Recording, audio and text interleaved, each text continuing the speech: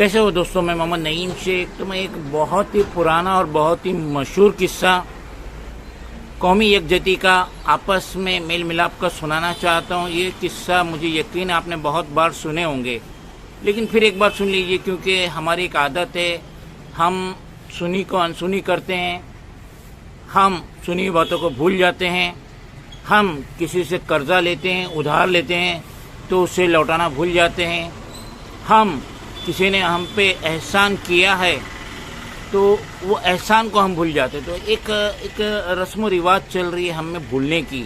तो किस्सा कुछ यूँ है कि एक बूढ़ा बाप अपने जो 4-5 बच्चे रहते हैं, लड़के रहते हैं, उनको अपने आखिरी दौर में बुलाता है और उनसे कहता है कि मैं तुम्हें कुछ नसीहत करना चाहता हूँ।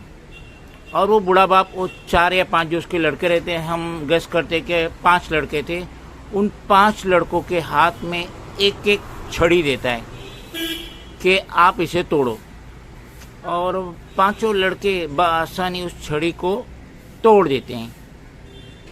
तो उसके बाद वो 5 छड़ी, वो जो लकड़ी थी, वो 5 को एक साथ बांध के वो लड़कों को देता है, इंडिविजुअल लड़कों को देता है कि अब इसे तोड़ो। और बारी बारी एक भी लड़का उस छड़ी को नहीं तोड़ पाता है, यानी कि जो छड़ी सिंगल सिंगल दिए थे वो हर लड़का बआसानी तोड़ा। और ये 5 छड़ी जब एक साथ बांध के दी गई, जो भी लकड़ी थी, तो कोई भी लड़का नहीं तोड़ पाया। तो उस पे उस बूढ़े बाप ने कहा कि देखो, अगर तुम लोग आपस में मेल मिलाप रखेंगे तो कोई भी तुम्हें तोड़ नहीं पाएगा। तुम्हारी एकजुटती तुम्हारी ताकत है और तुम हमेशा मेल मिलाप के साथ रहो, वरना कोई भी ऐरा गैरा नत्थु खेरा तुमको आके टपली मार के चला जाएगा। तो ये बहुत बड़ी नसीहत है उस बूढ़े बाप ने अपने बच्चों को दी। तो ये नसीहत आज हमें हमारे मुल्क पे इस्तेमाल करना चाहिए। आज जिस तरीके से